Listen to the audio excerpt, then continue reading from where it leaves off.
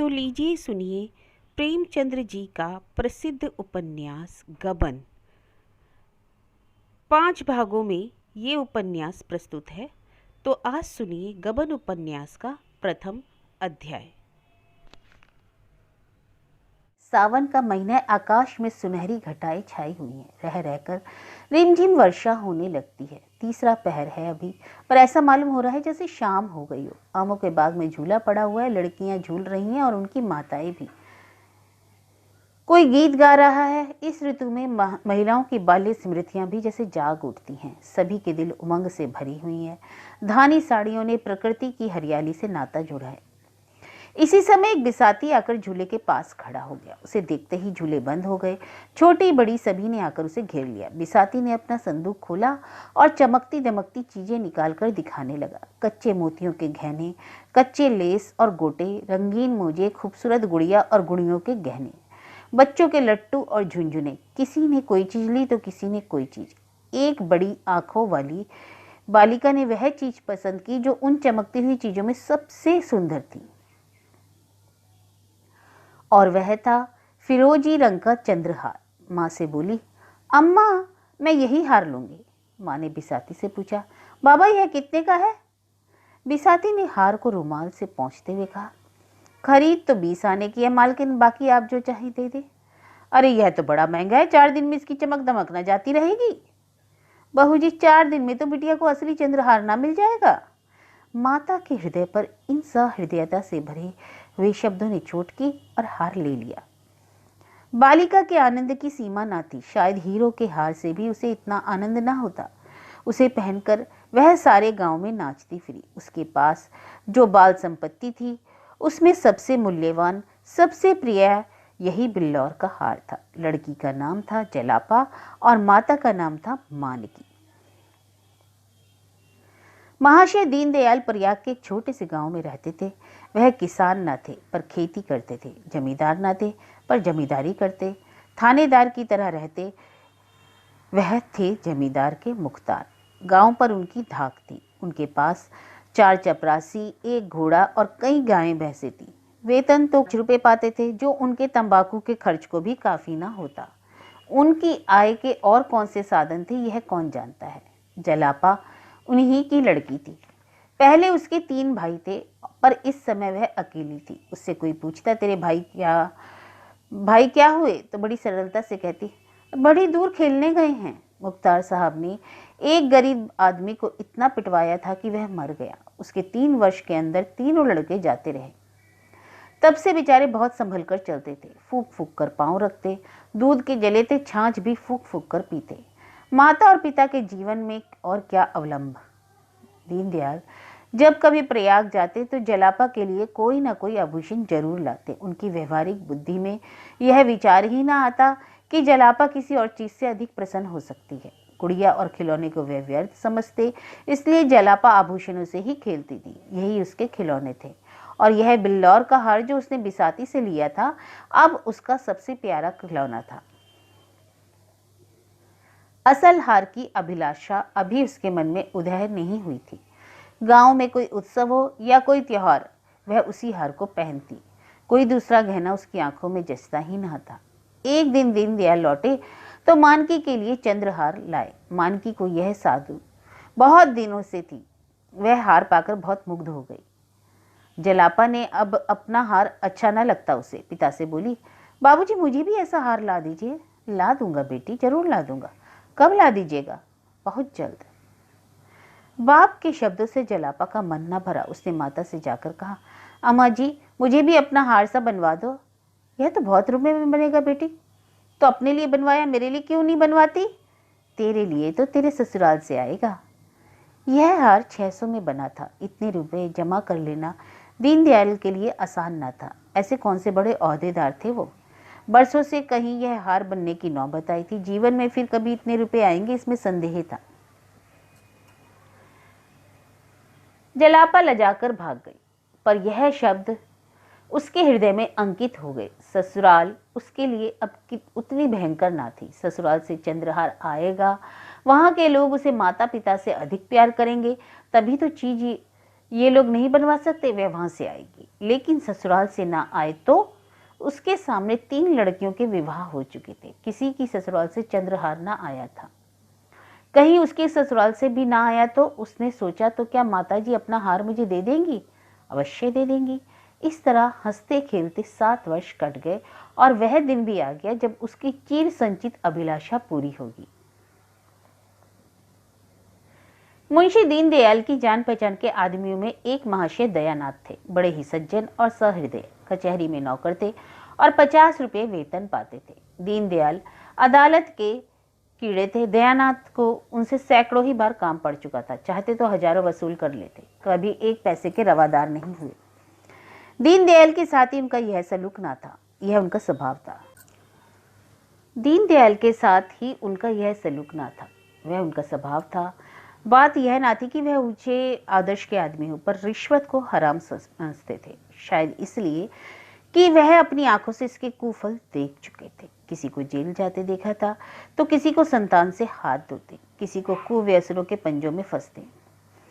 ऐसी उन्हें कोई मिसाल ना मिलती जिसने रिश्वत लेकर चैन किया हो। उनकी यह दृढ़ धारणा हो गई थी कि हराम की कमाई हराम में ही जाती है। यह बात कभी ना भूलते। इस जमाने में 50 की भुगत क्या है? 5 आदमियों का पालन बड़ी मुश्किल से होता था। लड़के अच्छे कपड़ों को तरसते, स्त्री गहने को, पर दयानाथ कभी विचलित ना होते। बड़ा लड़का 2 महीने में ही कॉलेज में रहने के बाद पढ़ना छोड़ बैठा। पिता ने साफ कह दिया, मैं तुम्हारी डिग्री के लिए सबको भूखा और नंगा नहीं रख सकता। पढ़ना चाहते हो तो अपने पुरुषार्थ से पढ़ो, बहुतों ने किया है, तुम भी कर सकते हो। लेकिन रमानाथ में इतनी लगन न थी। इधर 2 सालों से वह बिल्कुल बेकार था। शतरंज खेलता, सैर सपाटे करता, माँ और छोटे भाइयों पर रौब जमाता। दोस्तों की बदौलत शौक पूरा होता रहता था। किसी का चेस्टर मांग लिया और शाम को हवा खाने निकल गए। किसी का पमशू पहन लिया, किसी की घड़ी कलाई पर बांध ली। कभी बनारसी फैशन में निकले तो कभी लखनवी में। 10 मित्रों ने एक एक कपड़ा बनवा लिया तो 10 सूट बदलने का साधन हो गया। सहकारिता का यह बिल्कुल नया उपयोग था। इसी युवक को दीनदयाल ने जलापा के लिए पसंद किया।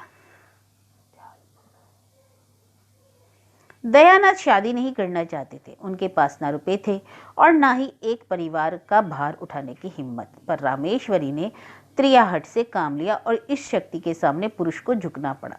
रामेश्वरी बरसों से पुत्र वधू के लिए तड़प रही थी। जो उसके सामने बहुएं बनकर आई, वे आज पोते खिला रही हैं। फिर इस दुखिया को कैसे धैर्य होता? वह कुछ कुछ निराश हो चली थी। ईश्वर से मनाती थी कि कहीं से बात आए। दीनदयाल ने संदेश भेजा तो उसकी आंखें सी मिल गई। अगर कहीं यह अवसर हाथ से निकल गया तो फिर ना जाने कितनी दिनों और राह देखनी पड़े। कोई यहाँ क्यों आने लगा? ना धन है ना जायदाद, लड़के पर कौन रीझता है? लोग तो धन देखते हैं। इसलिए उसने इस अवसर पर सारी शक्ति लगा दी और उसकी विजय हुई। दयानाथ ने कहा, भाई तुम जानो और तुम्हारा काम जाने। जो आदमी अपने पेट की फिक्र नहीं करता उसका विवाह करना मुझे तो अधर्म सा मालूम होता है। फिर रुपए की भी फिक्र है। 1000 तो टीम टाम के लिए चाहिए, जोड़े और गहनों के लिए अलग। ना बाबा, मुझसे यह काम बोझ ना होएगा। रामेश्वरी पर इन दलीलों का कोई असर ना हुआ। बोली, वह भी तो कुछ देगा, मैं उससे मांगने तो जाऊंगा नहीं। तुम्हारे मांगने की जरूरत ना पड़ेगी, वह खुद ही दे देंगे। लड़की के ब्याह में पैसे का मुंह कोई नहीं देखता, हाँ दिल चाहिए। सो दीनदयाल दरिया दिल आदमी है और फिर यही एक संतान है, बचाकर रखेंगे तो किसके लिए? दयानाथ को कोई बात ना सूझी, केवल यही कहा, वह चाहे लाख दे दे या ना दे, मैं ना कहूंगा कि दो, ना कहूंगा कि मत दो। कर्ज मैं लेना नहीं चाहता और लूं तो दूंगा किसके घर से? रामेश्वरी ने इस बाधा को भी हवा में उड़ाकर कहा, मुझे तो विश्वास है कि वह टीके में 1000 से कम ना देंगे। तुम्हारी टीम टाम के लिए इतना बहुत है। गहनों का प्रबंध किसी सर्राफ से कर लेना। टीके में 1000 देंगे तो क्या द्वार पर 1000 भी ना देंगे? वही रुपए सर्राफ को दे देना। 200-400 बाकी रहे, धीरे धीरे चुक ही जाएगा। बच्चों के लिए कोई ना कोई द्वार खुला ही है। दयानाथ ने उपेक्षित भाव से कहा, खुल चुका। जिसे शतरंज और सैर सपाटे से फुर्सत ना मिले उसके लिए सभी द्वार बंद मिलेंगे। रामेश्वरी को अपने विवाह की बात याद आई। दयानाथ भी तो गुलछर्रे उड़ाते थे, लेकिन उसके आते ही उन्हें 4 पैसे कमाने की फिक्र कैसे सवार हो गई थी। साल भर भी न बीतने पाया था कि वे नौकर हो गए। रामेश्वरी बोली, बहू आ जाएगी तो उसकी आंखें भी खुलेगी, देख लेना। अपनी बात याद करो, जब तक गले में जुआ नहीं पड़ा है तभी तक यह कुल्लेले हैं, जुआ पड़ा और सारा नशा हिरण। निकम्मा को राह पर लाने से इससे बड़ा क्या उपाय है। जब दयानाथ परास्त हो गए तो अखबार पढ़ने लगते। अपनी हार को छिपाने का उनके पास यही साधन था। मुंशी दीनदयाल उन आदमियों में से थे जो सीधों के साथ सीधे और टेढ़ों के साथ टेढ़े। दयानंद बड़ा सा मुंह खोलते तो हजारों की बातचीत करते तो दीनदयाल उन्हें ऐसा चकमा देते कि वे उम्र भर याद करते। दयानंद की सज्जनता ने उन्हें वशीभूत कर लिया। उनका विचार 1000 देने का था, पर 1000 टीके ही में आए। मानकी ने कहा, जब टीके में 1000 आए हैं तो इतना ही घर पर भी देना पड़ेगा, आएगा कहाँ से। दीनदयाल चिढ़कर बोले, भगवान मालिक है। जब उन लोगों ने उदारता दिखाई और लड़का मुझे सौंप दिया तो मैं भी दिखा दूंगा कि हम भी शरीफ हैं और शील का मूल्य पहचानते हैं। अगर उन्होंने हेकड़ी जताई होती तो अलबत्ता उनकी खबर लेता। दीनदयाल 1000 तो दे आए, पर दयानाथ का बोझ हल्का करने के बदले और भारी कर दिया। वह कर्ज से कोसों भागते थे। इस शादी में उन्होंने मियाँ की जूती मियाँ की चांद वाली नीति निभाने की ठानी थी, पर दीनदयाल की सहृदयता ने उनका संयम तोड़ दिया। वे सारे टीम टाम नाच तमाशे जिनकी कल्पना का उन्होंने गला घोट दिया था, वृहद रूप धारण करके उनके सामने आ गए। बंधा हुआ घोड़ा थान से खुल गया, उसे कौन रोक सकता है। धूमधाम से विवाह करने की ठन गई। पहले जोड़े गहने को उन्होंने गौण समझ रखा था, अब वही सबसे मुख्य हो गया। ऐसा चढ़ाव हो कि मड़वे वाले देख के फड़क उठे, सबकी आंखें खुल जाए। कोई 3000 का सामान बनवा डाला। सर्राफ को 1000 नगद मिल गया। 1000 के लिए 1 सप्ताह का वादा हुआ तो उसने कोई आपत्ति ना की। सोचा 2000 सीधे वे जाते हैं, 500-700 रुपए रह जाएंगे तो वह कहाँ जाते हैं। व्यापारी की लागत निकल आती है तो नफे को तत्काल पाने की वह आग्रह नहीं करता। फिर भी चंद्रहार की कसर रह गई। जड़ाऊ चंद्रहार 1000 से नीचे अच्छा नहीं मिल सकता था। दयानाथ का जी तो लहराया कि लगे हाथ उसे भी ले लो, किसी को नाक सिकोड़ने की जगह ना रहेगी, पर रामेश्वरी इस पर राजी ना हुई। बाजी पलट चुकी थी। दयानाथ ने गर्म होकर कहा, तुम्हें क्या घर पे बैठी रहोगी, मौत तो मेरी होगी जब उधर के लोग नाक बहुत सिकोड़ेंगे। अरे दोगे कहाँ से, कुछ सोचो तो। अरे कम से कम 1000 तो वहां मिल ही जाएंगे। तुम्हारे मुंह में खून लग गया है क्या। रामेश्वरी ने कहा। दयानाथ, नहीं नहीं, मगर आखिर वहां से कुछ तो मिलेगा। रामेश्वरी, वहां मिलेगा तो खर्च भी होगा। नाम जोड़े गहने से नहीं होता, दान दक्षिणा से होता है।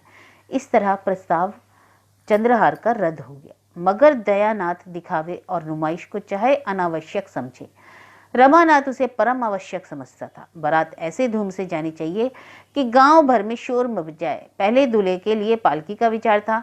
रमानाथ ने मोटर पर जोड़ दिया। उसके मित्रों ने इसका अनुमोदन किया। प्रस्ताव स्वीकृत हो गया। दयानाथ एकांत प्रिय जीव थे, ना किसी से मित्रता ना किसी से मेलजोल। रमानाथ मिलनसार युवक था। उसके मित्र ही इस समय हर एक काम में अग्रसर हो रहे थे। वे जो काम करते दिल खुलकर। आतिशबाजी बनवाई तो अव्वल दर्जे की, नाच किया तो अव्वल दर्जे का, बाजे गाजे आए तो अव्वल दर्जे का। दोयम या सोयम का वहां जिक्र ही ना था। दयानाथ उसकी उच्च श्रृंखलता देखकर चिंतित हो जाते, पर कुछ कहते ना बनता, और कहते भी तो क्या।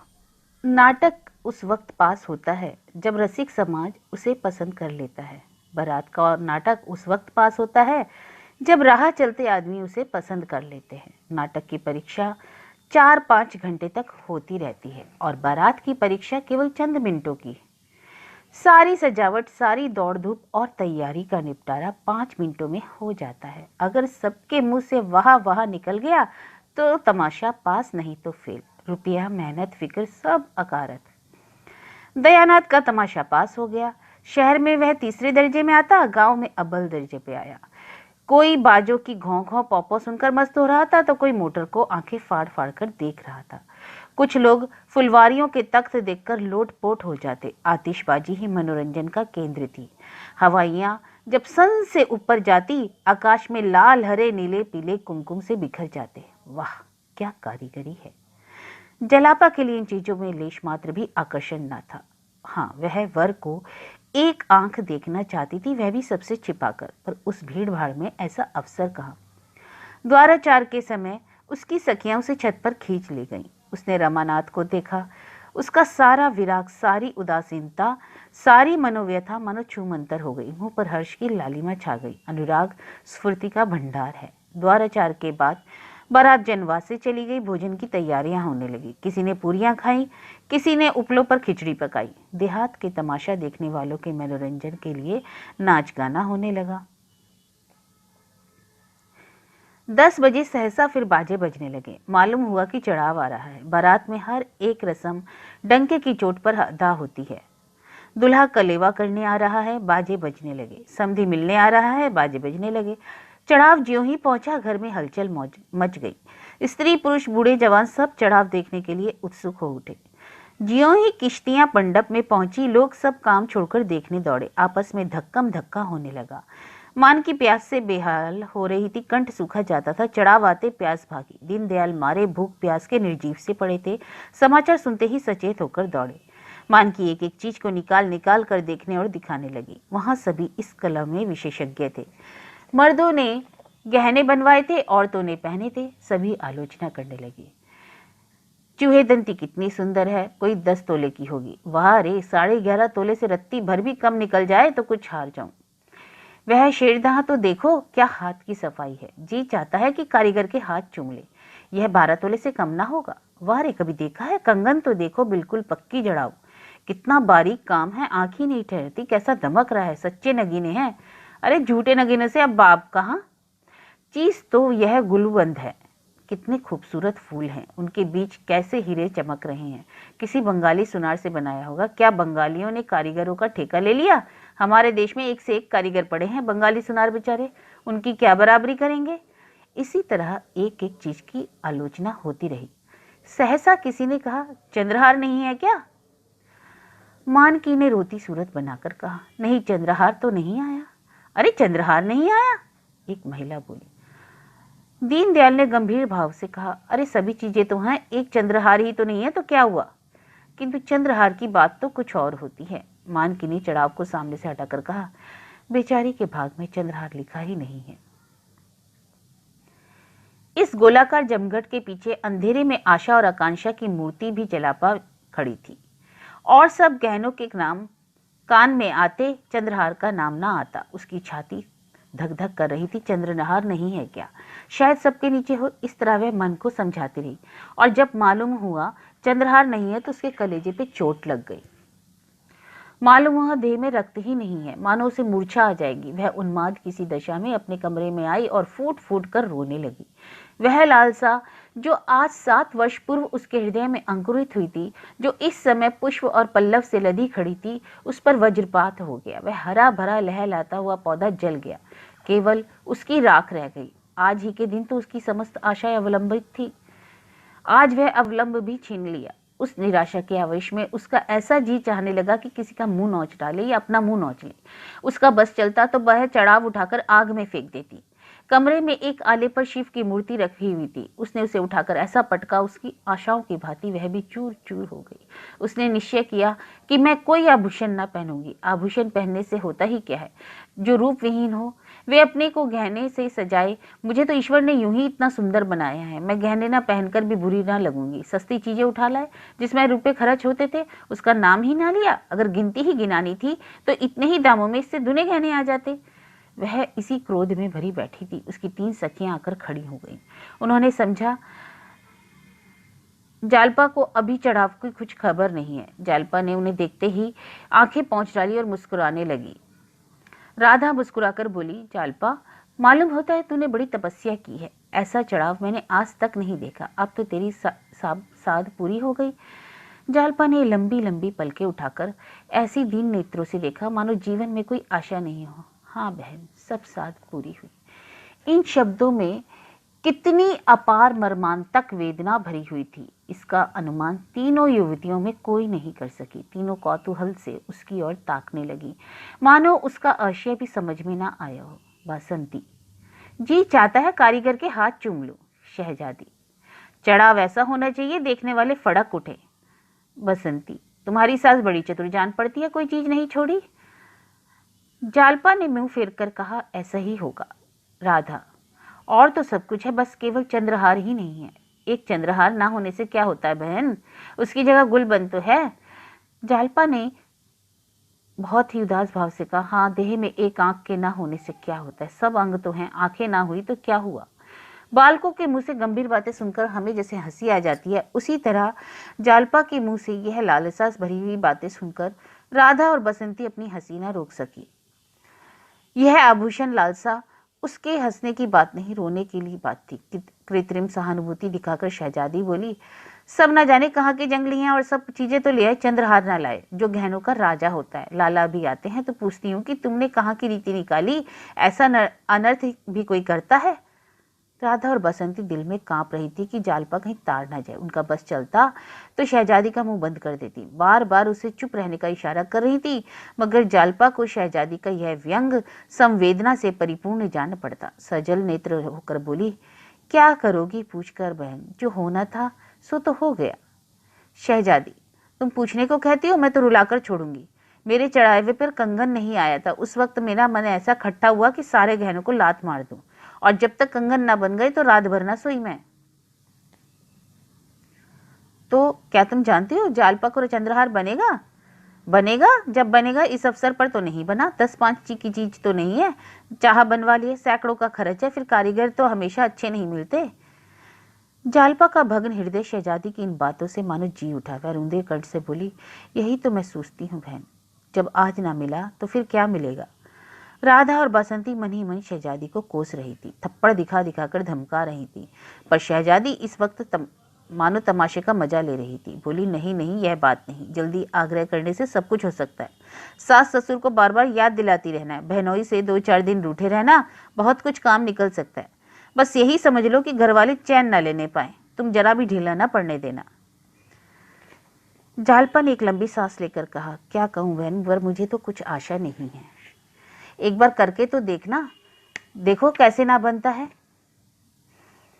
महाशय दयानाथ जितनी उमंगों से ब्याह करने गए थे, उतना ही हतोत्साहित होकर लौटे। दीनदयाल ने खूब दिया, लेकिन वहां से जो कुछ मिला वह सब नाच तमाशे नेगाचार में खर्च हो गया। बार बार अपनी भूल पर पछताते, क्यों दिखावे और तमाशे में इतने रुपए खर्च किए, इसकी जरूरत ही क्या थी। ज्यादा से ज्यादा लोग यही ना कहते, महाशय बड़े कृपण हैं।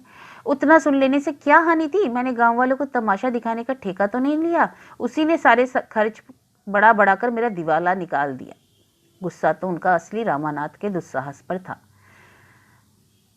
शादी के 7वें दिन उसे 1000 रुपए देने का वादा सर्राफ से उन्होंने किया था, और 7वें दिन सर्राफ आया, मगर यहाँ रुपए थे कहाँ।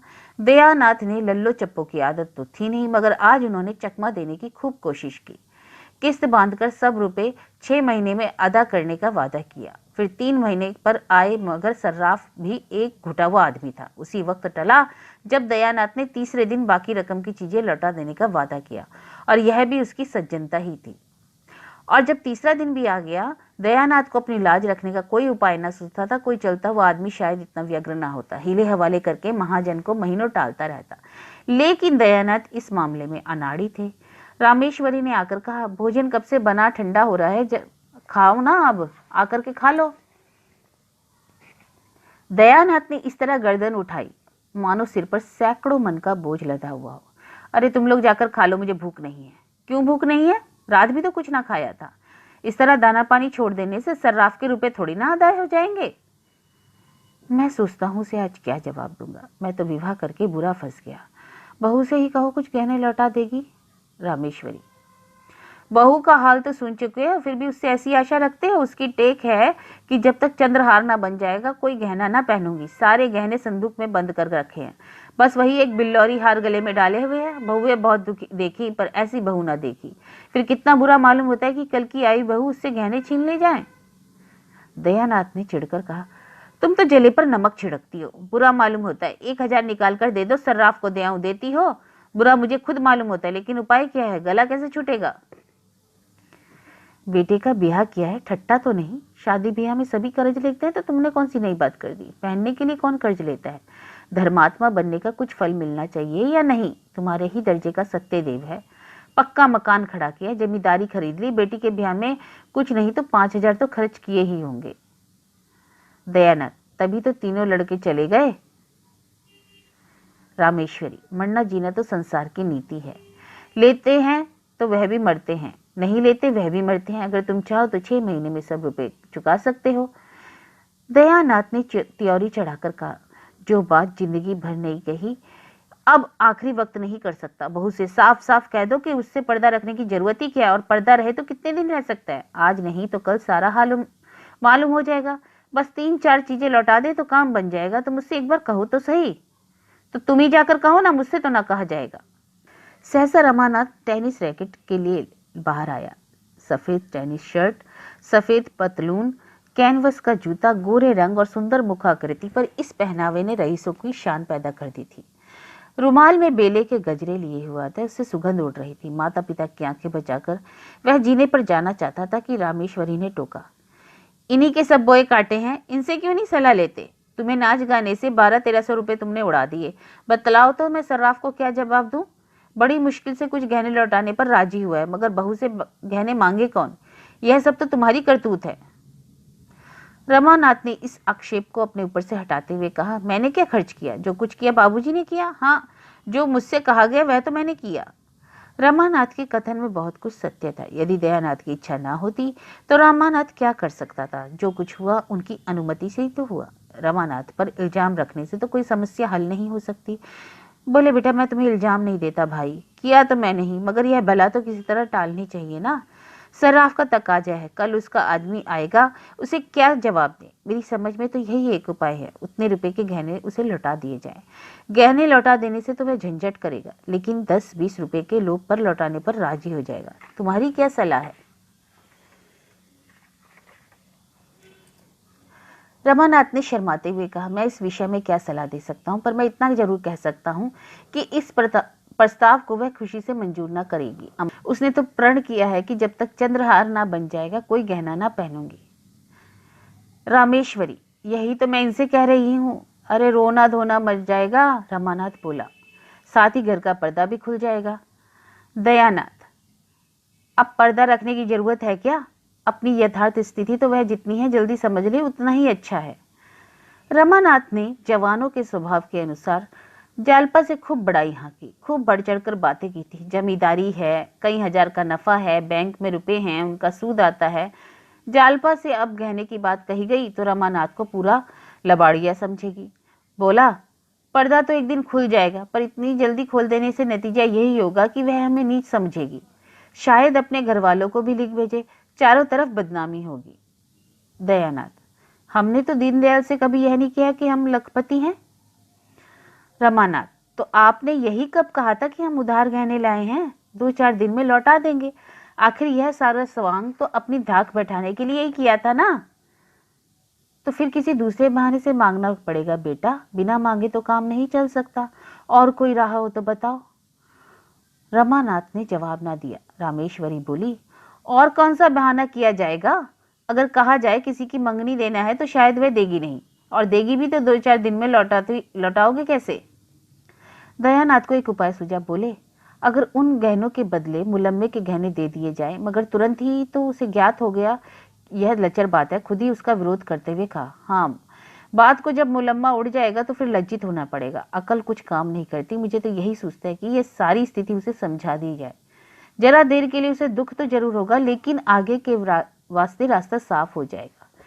संभवतः जैसा दयानाथ का विचार था कि जालपा रोध होकर शांत हो जाएगी, पर रमानाथ की इससे किरकिरी होती थी। फिर वह मुंह ना दिखा सकेगा। जब वह उससे कहेगी, तुम्हारी जिम्मेदारी क्या हुई, बैंक के रुपए क्या हुए, तो उसे क्या जवाब देगा? विरक्त भाव से बोला, इसमें बेइज्जती के सिवा और कुछ ना होगा। आप क्या सर्राफ को 2-4-6 महीने नहीं टाल सकते? आप देना चाहें तो इतने दिनों में 1000-1200 रुपए बड़ी आसानी से दे सकते हैं। कैसे? दयानाथ ने पूछा। उसी तरह जैसे आपके और भाई करते हैं। यह मुझसे ना होगा। तीनों कुछ देर तक मौन बैठे रहे। दयानाथ ने अपना फैसला सुना दिया। रामेश्वरी और रमानाथ को फैसला मंजूर ना था, इसलिए अब इस गुत्थी को सुलझाने का भार उन्हीं दोनों पर था। रामेश्वरी ने भी एक तरह से निश्चय कर लिया। दयानाथ को झक मारकर अपना नियम तोड़ना पड़ेगा। यह कहाँ की नीति है कि हमारे ऊपर संकट पड़ा हुआ हो और हम अपने नियमों का राग अलापे। रमानाथ बुरी तरह फंसा हुआ था। खूब जानता था कि पिताजी से जो काम कभी नहीं हुआ वह आज भी ना करेंगे। उन्हें जालपा से गहने मांगने में कोई संकोच ना होगा, यह वह ना चाहता था। वह पछता रहा था, क्यों मैंने उसके सामने इतनी डींगे मारी। अब अपने मुंह की लाली रखने का सारा भार उसी पर था। जालपा की अनुपम छवि ने पहले ही दिन उस पर मोहिनी डाल दी थी। वह अपने सौभाग्य पर फूला न समाता था। क्या यह घर ऐसी अनन्य सुंदरी के योग्य था? जालपा के पिता 5 रुपए के नौकर थे, पर जालपा ने अभी अपने घर में कभी भी झाड़ू ना उठाई थी, कभी धोती ना छाटी थी, अपना बिछावन ना बिछाया था, यहाँ तक कि अपनी धोती की खोंच तक ना सी थी। दयानाथ 50 रुपया पाते थे, पर वहाँ केवल चौका बासन करने के लिए मेहरी थी, बाकी सारा काम अपने ही हाथों करना पड़ता। जालपा शहर और देहात का फर्क क्या जाने। शहर में रहने का उसे कभी अवसर ही ना पड़ा। वह कई बार पति और सास से सास शहरे पूछ चुकी थी कि यहाँ कोई नौकर नहीं है। जालपा के घर दूध दही की कमी ना थी, यहाँ बच्चों को दूध भी मैसर ना था। इन सारे अभावों की पूर्ति के लिए रमानाथ के पास थी तो सिर्फ मीठी मीठी बड़ी बड़ी बातें। घर का किराया 5 रुपया था, रमानाथ ने 15 बताए। लड़कों की शिक्षा का खर्च मुश्किल से 10 रुपए था, रमानाथ ने 40 बताया। उस समय उसे इसकी जरा भी शंका ना थी कि एक दिन सारा भांडा फूट जाएगा। मिथ्या दूरदर्शी नहीं होता, लेकिन वह इतनी जल्दी आएगा कौन जानता था। अगर उसने डींगे ना मारी होती तो रामेश्वरी की तरह वह भी सारा भार दयानाथ पर छोड़कर निश्चिंत हो जाता, लेकिन इस वक्त वह अपने ही बनाए जाल में फंस गया तो निकले कैसे। उसने कितने ही उपाय सोचे, लेकिन कोई ऐसा ना था जो आगे चलकर उसे उलझनों में ना डाल देता, दलदल में ना फंसा देता। एकाएक उसे एक चाल सूझी, उसका दिल उछल पड़ा। वह इस बात को मुंह तक ना ला सका। ओह, कितनी नीचता है, कितनी कपटता, कितनी धूर्तता। दयानाथ ने पूछा, कोई बात सूझी? मुझे तो कुछ ना सूझता, कोई उपाय सोचना ही ना पड़ेगा। आप ही सोचिए, मुझे तो कुछ नहीं सोचता। तो क्यों नहीं उससे 2-3 गहने मांग लेते हो? तुम चाहो तो ले सकते हो, हमारे लिए मुश्किल है। मुझे शर्म आती है। अरे तुम विचित्र आदमी हो, ना खुद मांगोगे ना मांगने दोगे, आखिर नाव कैसे चलेगी? मैं एक बार नहीं 1000 बार कह चुका हूं, मुझसे कोई आशा मत रखो। मैं अपने आखिरी दिन जेल में नहीं काट सकता। इसमें शर्म की क्या बात है? मेरी समझ में नहीं आता किसके जीवन में ऐसा कोई अवसर नहीं आता। तुम अपनी माँ से तो पूछो। रामेश्वरी, मुझसे नहीं तो नहीं देखा जाता कि अपना आदमी चिंता में पड़ा रहे और मैं गहने पहनी बैठी रहूं। नहीं तो आज मेरे पास गहने ना होते, एक एक करके सब निकल गए। विवाह में 5000 से कम चढ़ाव नहीं आया था, मगर 5 ही साल में सब स्वाहा हो गया। तब से एक छल्ला भी ना बना। दयानाथ जोर देकर बोले, शर्म करने का अवसर नहीं है, मांगना तो पड़ेगा। रमानाथ ने छेपते हुए कहा, मैं नहीं मांग सकता, कहिए तो उठा लाऊं। यह कहते कहते लज्जा, शोभ और नीचता से उसकी आंखें छलछला गई। उठा लाओगे मतलब क्या, छिपा कर? तो और आप क्या समझ रहे हैं? नहीं, मैं ऐसा ना करने दूंगा, छल नहीं करने दूंगा। आपको इससे क्या मतलब है? मुझसे चीज ले लीजिए, मगर जब आप जानते हैं यह नौबत आएगी तो इतने जेवर ले जाने की जरूरत ही क्या थी? व्यर्थ की विपत्ति मोल ली। इससे तो कहीं लाख गुना अच्छा था, जितना ले सकते थे उतना ही ले जाते। उस भोजन से क्या लाभ जो पेट में पीड़ा होने लगे? दयानाथ कुछ लज्जित होकर बोले, इतने पर भी तो केवल चंद्रहार ना होने से तो हाय तौबा मच गई। उस हाय तौबा से हमारी क्या हानि बताइए तो? जब इतना करने पर भी हाय तौबा मची हो, बदनामी मिली हो तो? दयानाथ चुप हो गए। उस आवेश में रमानाथ ने उन्हें खूब खरी खोटी सुनाई। वे चुपचाप सुनते रहे। आखिर जब ना सुना गए तो उठकर पुस्तकालय चले गए। यह उनका नित्य का नियम था। जब तक 2-4 पत्रिकाएं ना पढ़ ले, उन्हें खाना हजम ना होता था। रमानाथ भी वहां से उठा, पर जालपा के पास न जाकर अपने कमरे में गया। उसका कोई कमरा अलग तो था नहीं, एक ही मर्दाना कमरा था। इसी में दयानाथ अपने दोस्तों से गपशप करते, दोनों लड़के पढ़ते, रमानाथ मित्रों के साथ शतरंज खेलता। रमानाथ कमरे में पहुंचा तो दोनों लड़के ताश खेल रहे थे। गोपी का 13वां साल था और विशंभर का 9वां। दोनों रमानाथ से थरथर कांपते थे।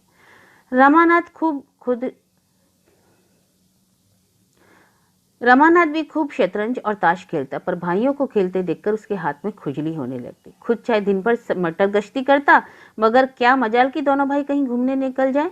दयानाथ खुद लड़कों को कभी ना मारते, अवसर मिलता तो उनके साथ खेलते। बच्चों के साथ कभी कभी गुल्ली डंडा भी खेलते थे। इसलिए लड़के रमानाथ से जितना डरते उतना ही पिता से प्रेम करते थे। रमानाथ को देखते ही लड़कों ने ताश टाट के नीचे छिपा दी और पढ़ने लगे। सिर झुकाकर चपत की प्रतीक्षा कर रहे थे, पर रमानाथ ने चपत नहीं लगाई। मुड़े पर बैठकर गोपीनाथ से बोला, तुमने भंग की दुकान देखी है ना नुक्कड़ पर? हाँ, देखी, क्यों नहीं। जाकर 4 पैसे का माजून ले आओ, दौड़े हुए आना। हाँ, हलवाई की दुकान के पे से आध सेर मिठाई भी लेते आना। यह लो रुपया। कोई 15 मिनट में रमानाथ ये चीजें लेकर जालपा के कमरे की ओर बढ़ चला। रात के 10 बजे थे। जालपा खुली हुई छत पर लेटी हुई थी। जेठ की सुनहरी चांदनी में सामने फैले हुए नगर के कलश, गुंबद और वृक्ष स्वप्न चित्रों से लगते थे। जालपा की आंखें चंद्रमा की ओर लगी हुई थी। सहसा उसे अपनी सहेलियों की याद आ गई और वह हंसने लगी। उसी समय रमानाथ हाथ में एक पोटली लिए मुस्कुराता हुआ आया और चारपाई पर बैठ गया। पोटली में क्या है, बूझो तो जानू। हंसी का गोलगप्पा? गलत, तो प्रेम की पिटारी होगी। ठीक, आज मैं तुम्हें फूलों की देवी बनाऊंगा। जालपा खिल उठी। रमानाथ ने बड़े अनुराग से उसे फूलों के गहने पहनाने शुरू किए। फूलों के शीतल कोमल स्पर्श से जालपा के कोमल शरीर में गुदगुदी सी होने लगी। उन्हीं फूलों की भांति उसका एक एक रोम प्रफुल्लित हो गया। रमानाथ ने मुस्कुराकर कहा, कुछ उपहार? जालपा ने उत्तर ना दिया। इस वेश में पति की ओर ताकते हुए उसे संकोच होता था। उसकी बड़ी इच्छा हुई कि जरा अपनी छवि एक बार आईने में देखे। सामने कमरे में लैंप जल रहा था। वह उठकर कमरे में गई और आईने के सामने खड़ी हो गई। नशे की तरंग में उसे ऐसा मालूम हुआ कि वह सचमुच फूलों की देवी है। उसने पानदान उठाया और बाहर आकर पान बनाने लगी। रमानाथ की इस समय अपने कपट व्यवहार पर ग्लानि हो रही थी। जालपा ने कमरे से लौटकर प्रेमोल्लासित नेत्रों से उसकी ओर देखा तो उसने मुंह फेर लिया। उस सरल विश्वास से भरी हुई आंखों को ताक न सका। उसने सोचा, मैं इतना बड़ा कायर हूं, क्या मैं बाबूजी को साफ साफ जवाब न दे सकता था? मैंने हामी ही क्यों भरी? क्या जालपा से घर की दशा साफ साफ कह देना मेरा कर्तव्य न था? उसकी आंखें भर आई। जाकर मुंडेर के पास खड़ा हो गया। प्रणय के उस निर्मल प्रकाश से में उसका मनोविकार किसी भयंकर जंतु की भांति घूरता हुआ जान पड़ता था। उसे अपने ऊपर इतनी घृणा हुई, एक बार जी में आया सारा कपट व्यवहार खोल दूं, लेकिन संभल गया। इतना भयंकर परिणाम जालपा की नजरों में गिर जाने की कल्पना ही उसके लिए असहनीय थी। जालपा ने प्रेम सरस नेत्रों से देखकर कहा, मेरे दादाजी तुम्हें देखकर गए और अम्मा जी से तुम्हारा बखान जब करते थे तो मैं सोचती थी कि तुम कैसे होंगे। मन में तरह तरह के चित्र आते थे। रमानाथ ने एक लंबी सांस खींची, कुछ जवाब ना दिया। पता है, मेरी सखियां तुम्हें देखकर मुग्ध हो गई थी। शहजादी तो खिड़की के सामने से हटती ही ना थी। वह तुमसे बात करने के लिए बड़ी तत्पर थी। तुम अंदर गए तो पान के बीड़े उसी ने दिए थे। तुमने देखा था उसे? मुझे याद नहीं। अच्छा, अब की चलना तो मैं दिखा दूंगी। अरे, आज तुम बाजार की तरफ गए थे कि नहीं? रमानाथ ने सिर झुकाकर कहा, आज फुर्सत नहीं मिली। जाओ, मैं तुमसे ना बोलूंगी। रोज हीले वाले करते हो। अच्छा, कल तो ला दोगे ना? रमानाथ का कलेजा महसूस उठा।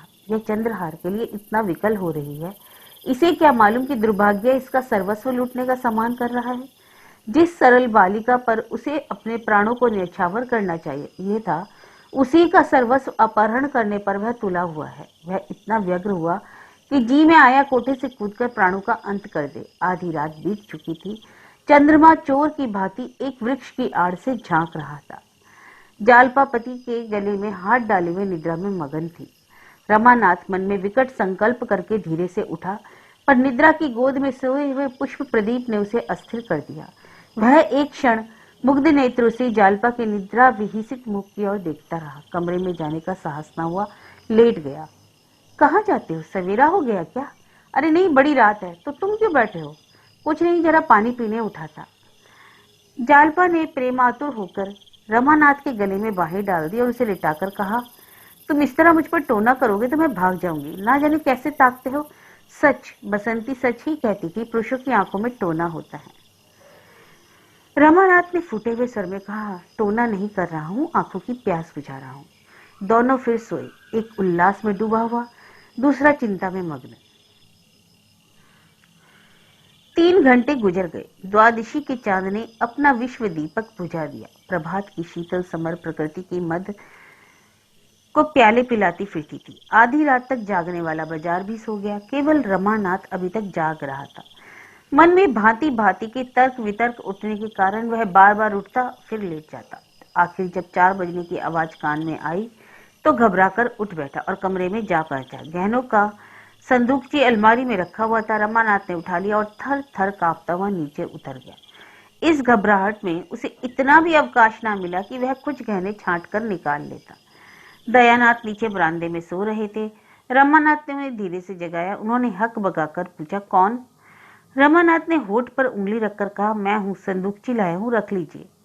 दयानाथ सावधान होकर बैठ गए। अभी तक केवल उनकी आंखें जागी थी, अब चेतना भी जागृत हो उठी। रमानाथ ने जिस वक्त उनसे गहने उठा लाने की बात कही थी, उन्होंने समझा था कि यह आवेश में ऐसा कह रहा है। उन्हें इसका विश्वास न आया था। रमानाथ जो कुछ कह रहा था उसे पूरा भी कर दिखाएगा। इन कमीनी चालों से वह अलग ही रहना चाहते थे। ऐसे कुत्सित कार्य में पुत्र से सांठ-गांठ करना उनकी अंतरात्मा को किसी तरह स्वीकार न था। पूछा, इसे क्यों उठा लाए? आप ही का तो हुक्म था। झूठ कहते हो तो क्या फिर रखाऊं? रमानाथ के इस प्रश्न ने दयानाथ को घोर संकट में डाल दिया। छेपते हुए बोले, अब क्या रखाओगे? कहीं देख ले तो गजब ना हो जाएगा। वही काम करोगे जिससे जगह सही हो। खड़े क्या हो? संदूक चीर मेरे बड़े संदूक में रखाओ और जाकर लेट जाओ। कहीं जाग पड़े तो बस। बरामदे के पीछे दयानाथ का कमरा था। उसमें एक देवदार का पुराना संदूक रखा था। रमानाथ ने संदूकची उसके अंदर रख दी और बड़ी फुर्ती से ऊपर चला गया। छत पर पहुंचकर उसने आहट ली। जालपा पिछले पैर की सुख निद्रा में मग्न थी। रमानाथ ज्यों ही चारपाई पर बैठा, जालपा चौंक पड़ी और उससे चिपट गई। रमानाथ ने पूछा, क्या हुआ? चौंक क्यों पड़ी? कुछ नहीं, एक स्वप्न देख रही थी। तुम बैठे हो? कितनी रात बाकी है? अरे सवेरा हो गया, क्या सपने देखती थी? जैसे कोई चोर मेरे गहनों की संदूकची उठा लिए जाता हो। रमानाथ का हृदय इतनी जोर से धक-धक करने लगा मानो उस पर हथौड़े पड़ रहे हों। खून सर्द हो गया, परंतु संदेह हुआ कहीं इसने मुझे देख तो नहीं लिया। वह जोर से चिल्ला पड़ा, चोर चोर चोर। जालपा घबरा उठी। थोड़ी हुई देर कमरे में गई, झटके से अलमारी खोली, संदूकची वहां न थी। मूर्छित हो गई। सवेरा होते ही दयानंद गहने लेकर सर्राफ के पास पहुंचे और हिसाब होने लगा। सर्राफ के 1500 आते थे, मगर वह केवल 1500 के गहने लेकर संतुष्ट ना हुआ। बिके हुए गहनों को वह बट्टे पर भी ले सकता था। बिकी हुई चीज कौन वापस लेता है? जाकड़ पर दिए होते तो दूसरी बात थी। इन चीजों का तो सौदा हो चुका था। उसने कुछ ऐसे व्यापारिक सिद्धांत की बातें की, दयानंद को कुछ ऐसा शिकंजे में कसा कि हाँ हाँ करने के सिवाय कुछ ना सूझा। दफ्तर का बाबू चतुर दुकानदार से क्या पेश आता? 1500 में 2500 के गहने भी चले गए, ऊपर से 50 और बाकी रह गए। इस बात पर पिता पुत्र में कई दिन खूब वाद विवाद हुआ। दोनों एक दूसरे को दोषी ठहराते रहे। कई दिन आपस में बोलचाल बंद रही, मगर इस चोरी का हाल गुप्त रखा गया। पुलिस को खबर हो जाती तो भंडा फूटने का भय था। जालपा से यही कहा गया कि माल मिलेगा नहीं, व्यर्थ का झंझट भले ही होगा। जालपा ने भी सोचा, जब माल ही नहीं मिलेगा तो रपट व्यर्थ क्यों की जाए। जालपा को गहनों से जितना प्रेम था उतना कदाचित संसार की किसी और वस्तु से ना था।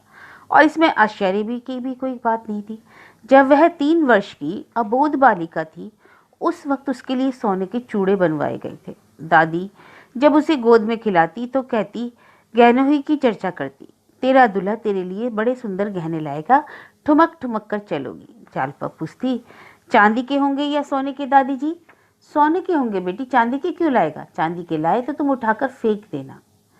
उसके बाद उसने बिसाती से वह चंद्रहार लिया जो उसके पास अभी भी सुरक्षित था। जरा और बड़ी हुई तो बड़ी बेड़ियों में बैठकर गहनों की बातें सुनती। महिलाओं के उस छोटे से संसार में इसके सिवा और कोई चर्चा ही नहीं थी।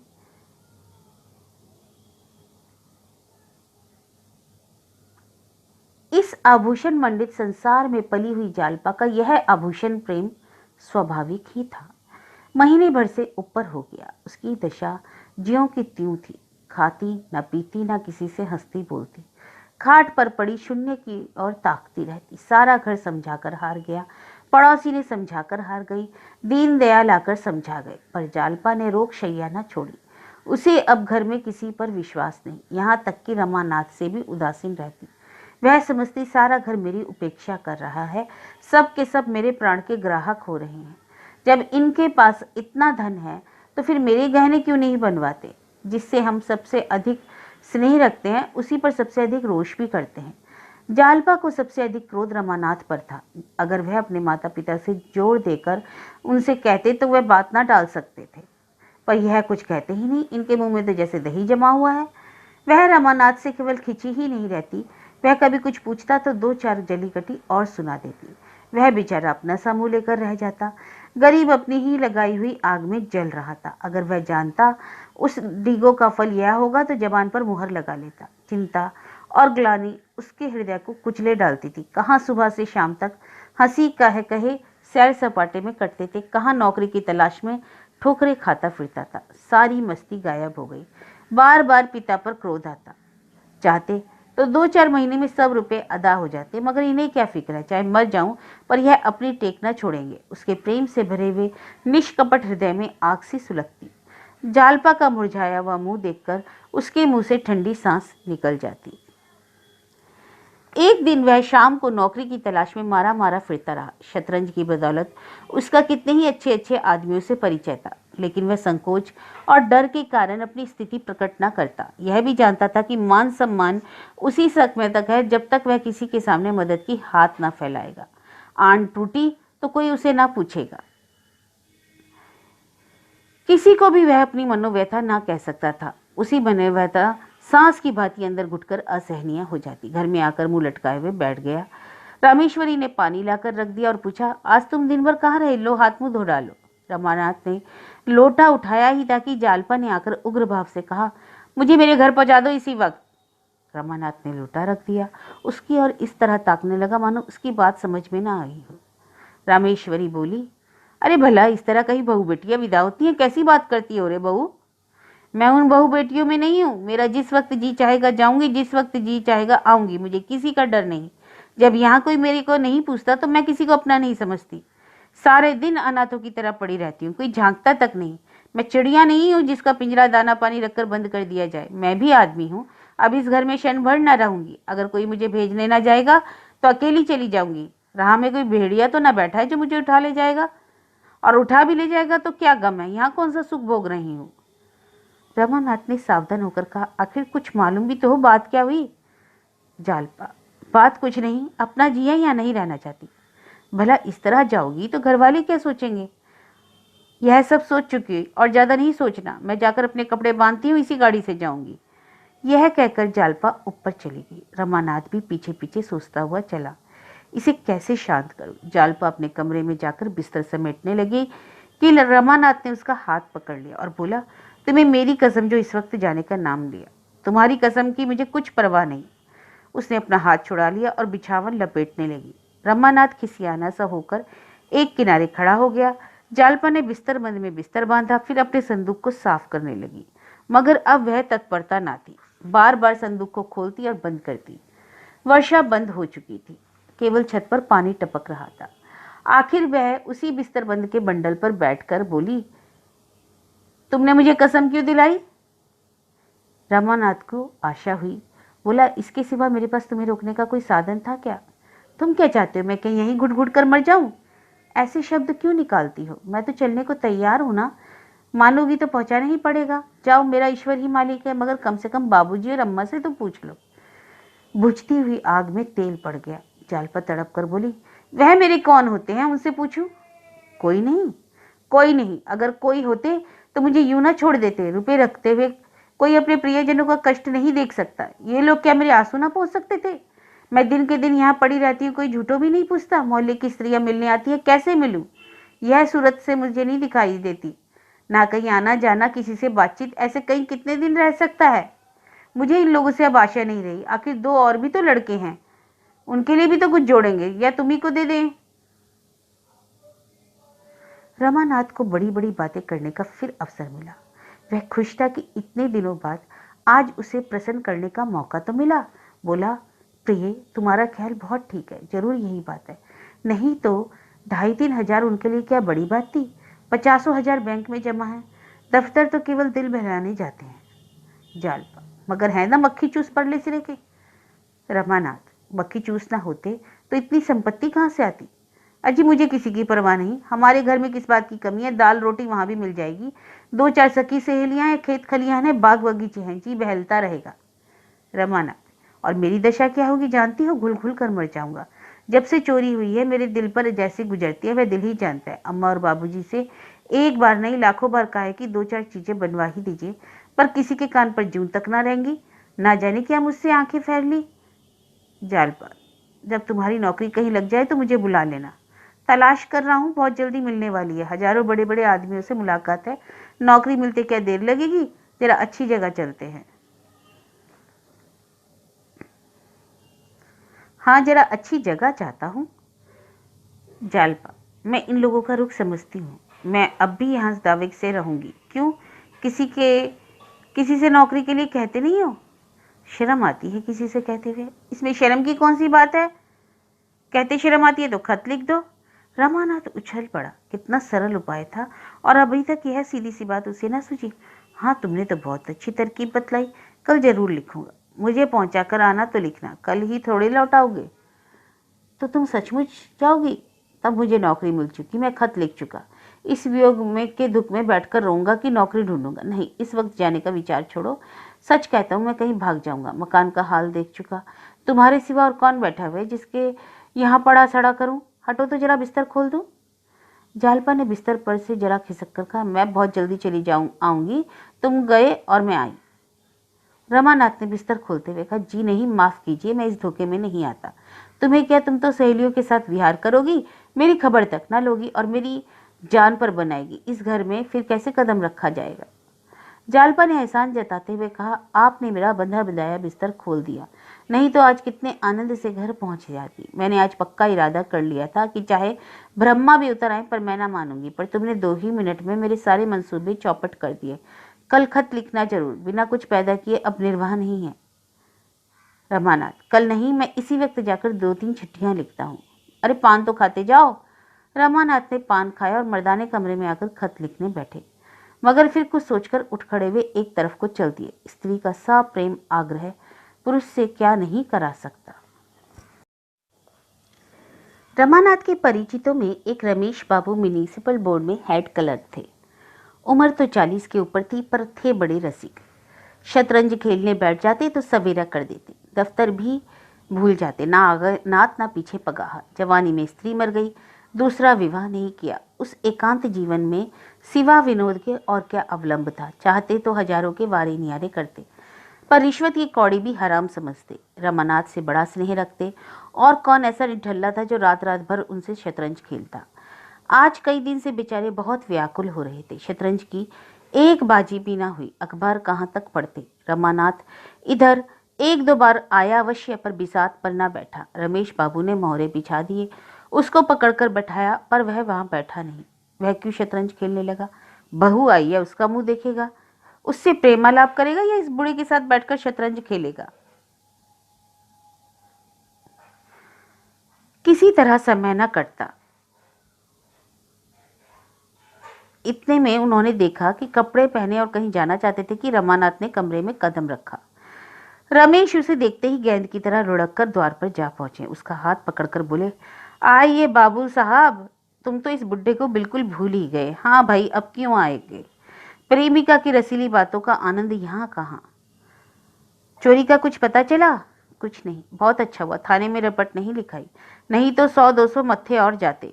बहू को तो बड़ा दुख हुआ होगा। अजय कुछ मत पूछिए, तभी से दाना पानी छोड़ रखा है। मैं तो तंग आ गया, जी आता है कहीं भाग जाओ, बाबूजी ही नहीं सुनते। रमेश, बाबूजी के पास क्या कारू का खजाना रखा है? अभी 4-5 हजार खर्च किए हैं, फिर कहाँ से ला करके गहरे मरवा देंगे? 10-20 हजार रुपये होंगे तो अभी 2 बच्चे तो सामने हैं, और नौकरी का भरोसा ही क्या है? 50 रुपये में होता ही क्या है? रमानाथ, मैं तो मुसीबत में फंस गया ना। अब मालूम होता है कहीं नौकरी करनी पड़ेगी। चैन से खाते और मौज उड़ाते थे, नहीं तो बैठे बैठे इस माया जाल में फंसे। अब बतलाइए मैं क्या करूं? कहीं नौकरी चाकरी का सहारा? चलो एक बाजी हो जाए, फिर इस मसले का सोचे। इसे जितना आसान समझ रहे हो उतना आसान है नहीं। अच्छे अच्छे धक्का खा रहे हैं। मेरा इस वक्त खेलने को जीना चाहता है। जब तक यह प्रश्न हल ना हो जाए तो मेरे होश ठिकाने नहीं रहेंगे। आओ बैठो, एक बार खेलो तो सही, सोचे क्या होता है। जरा जीना चाहता है। मैं जानता हूँ कि सिर मुंडाते ही उले पड़ेंगे तो मैं विवाह ना करता। अजी 2-2 4-4 चाले चलो ना, अपने आप लग जाएगा। जरा अकल की गांठ तो खुले।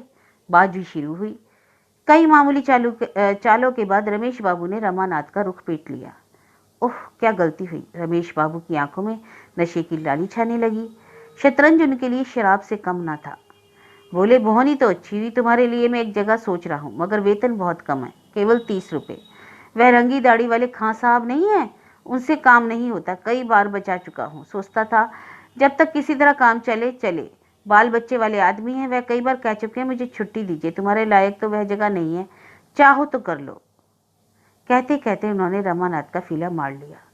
रमानाथ ने फीले को फिर उठाने की चेष्टा करके कहा, आप मुझे बातों में लगाकर मेरे मोड़े उड़ाते जाते हैं। इसकी सनद नहीं, लाओ मेरा फीला। बेईमानी ना कहो, मैंने तुम्हारा फिलहाल जबरदस्ती तो नहीं उठाया। हाँ, तो तुम्हें वह जगह मंजूर है? वेतन तो 30 है। हाँ, वेतन कम है, मगर शायद आगे चलकर बढ़ जाए। मेरी तो राय है कि कर लो। अच्छी बात है, आपकी सलाह है तो कर लूँगा। रमेश, जगह आमदनी की है। मियाँ ने तो उसी जगह पर रहते हुए लड़कों को MA LLB करा लिया। 2 कॉलेज में पढ़ते हैं, लड़कियों की शादियाँ अच्छे घरों में की। हाँ, जरा सोच समझ कर काम करने की जरूरत है। रमानाथ, आमदनी की मुझे परवाह नहीं, रिश्वत कोई अच्छी चीज़ तो नहीं। बहुत खराब, मगर बाल बच्चेदार आदमी क्या करे? 30 रुपए में गुजर तो नहीं हो सकती। मैं अकेला आदमी हूँ, मेरे लिए 150 काफ़ी है। कुछ बचा भी लेता हूँ, लेकिन जिस घर में बहुत से आदमी हो, लड़कों की पढ़ाई हो, लड़कियों की शादियाँ, वह आदमी क्या कर सकता है? जब तक छोटे छोटे आदमियों का वेतन इतना ना हो जाएगा कि भले मानसी के साथ निर्वाह हो सके, तब तक रिश्वत बंद ना होगी। यही दाल रोटी घी दूध तो वह भी खाते हैं। फिर एक को 30 रुपये और दूसरे को 300 रुपये क्यों देते हो? रमानाथ का फर्जी पिट गया। रमेश बाबू ने बड़ी जोर से कह कहा लगाया।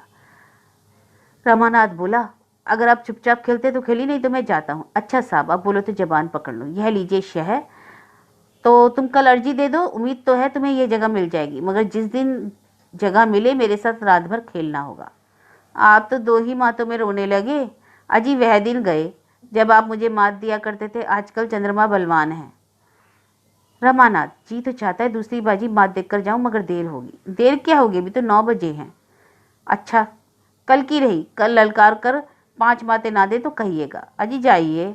अच्छा आइए, आप भी क्या कहेंगे, मगर मैं 5 बीजियों से कम ना खेलूंगा। बाद में दोनों ने भोजन किया और फिर शतरंज पर बैठ गए। पहली बाजी में 11 बज गए। रमेश बाबू की जीत रही। दूसरी बाजी भी उन्हीं के हाथ रही। तीसरी बाजी खत्म हुई तो 2 बज गए। रमानाथ, अब तो मुझे नींद आ रही है। अरे मुंह धो डालो, बर्फ रखी हुई है। मैं 5 बाजियां खेले बगैर सोने ना दूंगा। रमेश बाबू को यह विश्वास था कि आज मेरा सितारा बुलंद है, नहीं तो रमानाथ को लगातार 3 बार मात देना आसान नहीं था। वह समझ गई कि इस वक्त जितनी बाजियां खेल हो उतनी बाजी में वह जीतेंगे, और बोले। किंतु इसका उलट हुआ। चौथी बाजी वे हार गए, तो वो बोले, अब तो सोना चाहिए। क्यों, 5 बाजी पूरा ना कीजिएगा? अरे कल दफ्तर भी तो जाना है। रमानाथ ने अधिक आग्रह न किया। दोनों सोए। रमानाथ यूं तो 8 बजे से पहले ना उठता था, फिर आज तो 3 बजे सोया था। आज तो उसे 10 बजे तक सोने का अधिकार था। रमेश नियमानुसार 5 बजे उठ बैठे, स्नान किया, संध्या की, घूमने गए और 8 बजे लौटे, मगर रमानाथ अब तक सोया ही रहा। आखिर जब 9:30 बज गए तब उन्होंने जगाया। रमानाथ ने बिगड़कर कहा, नाहक जगा दिया, कैसे मुझे नींद आ रही थी। अजी अर्जी नहीं देनी, आप दे दीजिएगा। और कहीं साहब ने बुलाया तो मैं चला जाऊंगा। जो चाहे कह दीजिएगा, मैं तो सोता हूँ। रमानाथ ने फिर लेट गए और रमेश ने भोजन किया, कपड़े पहने और दफ्तर जाने को तैयार हो गए। उसी वक्त रमानाथ हड़बड़ा कर उठा और आंखें मलते हुए बोला, मैं भी चलूंगा। अजी हाथ मुंह तो धो लो भले आदमी, आप तो चले जाते हैं। नहीं, अभी 15-20 मिनट रुक सकता हूँ। तैयार हो जाओ। तैयार हूँ, वहां से लौटकर घर पे भोजन करूंगा। कहता तो हूँ अभी आधे घंटे तक रुका हुआ हूँ। रमानाथ ने 1 मिनट में मुंह धोया, फिर भोजन किया और चटपट रमेश के साथ दफ्तर चले। रास्ते में रमेश ने मुस्कुराकर कहा, घर पर क्या बहाना करोगे, कुछ सोच रखा है? हाँ कह दूंगा, रमेश बाबू ने आने नहीं दिया। गालियां दिलवाओगे मुझे, फिर कभी ना आने पाओगे। रमानाथ, मैं ऐसा स्त्री भक्त नहीं हूँ। हाँ यह बताइए, मुझे अर्जी लेकर तो साहब के पास जाना ना पड़ेगा? रमेश, और क्या तुम समझते हो घर बैठी जगह मिल जाएगी? महीनों दौड़ना पड़ेगा, महीनों। VCO सिफारिशें लानी पड़ेंगी, सुबह शाम हाजिरी देनी पड़ेगी। क्या नौकरी मिलना आसान है? तब तो मैं नौकरी से बाज आया। मुझे तो अर्जी लेकर जाते ही शर्म आती है। खुशामदें कौन करेगा? पहले मुझे क्लर्कों पर बड़ी हंसी आती थी, मगर वही भला मेरे सिर पर पड़ी। साहब डांट वाट तो ना बताएंगे? रमेश, बुरी तरह डांटता है, लोग उसके सामने जाते हुए कांपते हैं। तो फिर मैं घर जाता हूँ, अब मुझसे बर्दाश्त ना होगा। रमेश, पहले ऐसे सभी घबराते हैं, मगर सहते सहते आदत पड़ जाती है। तुम्हारा दिल धड़क रहा होगा कि ना जाने कैसे बीतेगी। जब मैं नौकर हुआ तो तुम्हारी जितनी ही उम्र मेरी भी थी, और शादी हुई 3 महीने हुए थे। जिस दिन मेरी पेशी होने वाली थी, ऐसा घबराया हुआ था मानो फांसी पाने जा रहा हूँ। मगर तुम्हें डरने का कोई कारण नहीं, मैं सब ठीक कर दूंगा। रमानाथ, आपको तो 20-22 साल हो गए होंगे नौकरी करते हुए। पूरे 25 हो गए साहब। 20 बरस तो स्त्री का देहांत हुए हुए हैं। 10 रुपये पर नौकर हुआ था। तो आपने दूसरी शादी क्यों नहीं की? तब तो आपकी उम्र 25 से ज्यादा ना होगी। रमेश ने हंसकर कहा, बर्फी खाने के बाद गुड़ खाने को किसका जी चाहता है? महल का सुख भोगने के बाद झोंपड़ा किसे रूझता है? प्रेम आत्मा को तृप्त कर देता है। तुम तो जानते हो, अब तो बूढ़ा हो गया हूँ, लेकिन मैं तुमसे सच कहता हूँ कि इस विधुर जीवन में मैंने किसी स्त्री की और आंख तक नहीं उठाई। कितनी ही सुंदरियां देखी, कई बार लोगों ने विवाह के लिए घेरा भी, लेकिन मेरी इच्छा ही न हुई। उस प्रेम की मधुर स्मृतियों में मेरे लिए प्रेम का सजीव आनंद भरा हुआ है। बातें करते हुए दोनों दफ्तर पहुंच गए। रमानाथ दफ्तर से घर पहुंचा तो 4 बज रहे थे। वह दफ्तर ही में था कि आसमान में बादल घिराए, पानी आना ही चाहता था, पर रमानाथ को घर पहुंचने की इतनी बेचैनी हो रही थी कि रुका ना गया, और वह हाथे से बाहर न निकल पाया था कि जोर से वर्षा होने लगी। आषाढ़ का पहला पानी था। एक ही क्षण में वह लथपथ हो गया, फिर भी वह कहीं रुका नहीं। नौकरी मिल जाने का शुभ समाचार सुनाने का आनंद इस दोगड़े की क्या परवाह कर सकता था। वेतन तो केवल 30 ही रुपए थे, पर जगह आमंदनी की थी। उसने मन ही मन हिसाब लगा लिया कि कितना मासिक बचत हो जाने पर वह जलापा के लिए चंद्रहार बनवा सकेगा। अगर 50-60 रुपए महीने बच भी जाए तो 5 साल में जालपा गहनों से लद जाएगी। कौन सा आभूषण कितने का होगा, इसका भी उसने अनुमान कर लिया था। घर पहुंचकर उसने कपड़े भी ना उतारे, लथपथ जालपा के कमरे में पहुंच गया। जालपा उसे देखते ही बोली, यह भीख कहाँ गए? रात कहाँ गायब थे? रमानाथ, अरे इसी नौकरी की फिक्र में पड़ा हूँ, इस वक्त दफ्तर से चला आता हूँ जी। म्यूनिसिपालिटी के दफ्तर में मुझे एक जगह मिल गई है। सच? कितने की? रमानाथ को ठीक ठीक बताने में संकोच हुआ। 30 की नौकरी बताना अपमानजनक महसूस हुआ। स्त्री के नेत्रों में तुच्छ बनना कौन चाहता है। बोला, अभी तो 40 मिलेंगे, पर जल्द ही तरक्की की जगह हो जाएगी। जगह आमंदनी की है। जालपा ने उसके लिए किसी बड़े पद की कल्पना कर रखी थी। बोली, 40 में क्या होगा, भला 60-70 तो होते। मिल तो सकती थी 100 रुपए की भी, पर यहाँ रौब है और आराम भी। 50-60 रुपए ऊपर से मिल जाएंगे। तो तुम घूस लोगे, गरीबों का गला काटोगे? अरे नहीं प्रिय, वह जगह ऐसी नहीं कि गरीबों का गला काटना पड़े। बड़े बड़े महाजनों से रकमें मिलेंगी और वह खुशी से गले लगाएंगे। फिर मैं जिसे चाहूं दिन भर दफ्तर में खड़ा रखूं। महाजनों का एक एक मिनट एक एक अशरफी के बराबर है। जल्द से जल्द अपना काम कराने के लिए खुशामद भी करेंगे, पैसे भी देंगे। जालपा संतुष्ट हो गई। बोली, हाँ तब ठीक है, गरीबों का काम यूं ही कर देना। रमानाथ, वह तो करूँगा। अच्छा, अभी अम्मा जी से तो नहीं कहा? जाकर कह आओ। मुझे तो सबसे बड़ी खुशी यही है कि अब मालूम होगा कि यहाँ मेरा भी कोई अधिकार है। रमानाथ, हाँ जाता हूँ, मगर उनसे तो मैं 20 ही बतलाऊंगा। जालपा ने उल्लासित होकर कहा, हाँ जी, बल्कि 15 ही कहना। ऊपर की आमंदनी की तो चर्चा ही करना व्यर्थ है, भीतर का हिसाब वे ले सकते हैं। मैं सबसे पहले चंद्रहार बनवाऊंगी। इतने में डाकिया ने पुकारा। रमानाथ ने दरवाजे पर जाकर देखा तो उनके नाम का एक पार्सल आया था। महाशय दीनदयाल ने भेजा था। लेकर खुश खुश घर में आए और जालपा के हाथों में रखकर बोले, तुम्हारे घर से आया है, देखो इसमें क्या है। रमानाथ ने चटपट कैंची निकाली और पार्सल खोला। उसमें देवदार की एक डिबिया निकली। इसमें एक चंद्रहार रखा हुआ था। रमानाथ ने उसे निकालकर देखा और हंसकर बोला, ईश्वर ने तुम्हारी सुन ली, देखो चीज बहुत सुंदर है। जालपा ने कुंठित स्वर में कहा, अम्मा जी को भी यह क्या सूझी? यह तो उनका हार है, मैं इसे न लूंगी। अभी इसी वक्त डाक से लौटा दो। लौटाने की क्या जरूरत है? नाराज ना होंगी? मेरी बला से रानी रूठेगी, अपना सुहाग लेगी। मैं उनकी दया के बिना जीवित रह सकती हूँ। आज इतने दिनों के बाद उन्हें मुझ पर दया आई। उस वक्त दया ना आई थी जब मैं घर से विदा हुई। उनके गहने उन्हें मुबारक। मैं किसी का एहसान नहीं लेना चाहती। अभी उनके ओढ़ने पहनने के दिन है, मैं क्यों बाधक बनूं? तुम कुशल से रहोगे, मुझे गहने मिल जाएंगे। मैं अम्मा जी को यह दिखाना चाहती हूँ कि जालपा तुम्हारे गहनों की भूखी नहीं है। रमानाथ ने संतोष देते हुए कहा, मेरी समझ में तो तुम्हें हार रख लेना चाहिए। सोचो उन्हें कितना दुख होगा। विदाई के समय यदि ना दिया तो अच्छा ही किया ना, नहीं तो गहनों के साथ यह भी चला जाता। ना, मैं इसे ना लूंगी, यह निश्चय है। आखिर क्यों? मेरी इच्छा। इस इच्छा का कोई कारण भी तो होगा।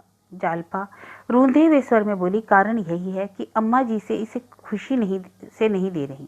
बहुत संभव है इसे भेजते समय वह रोई भी हूँ, और इसमें तो कोई संदेह ही नहीं कि इसे वापस पाकर उन्हें सच्चा आनंद होगा। देने वाले का हृदय देखना चाहिए।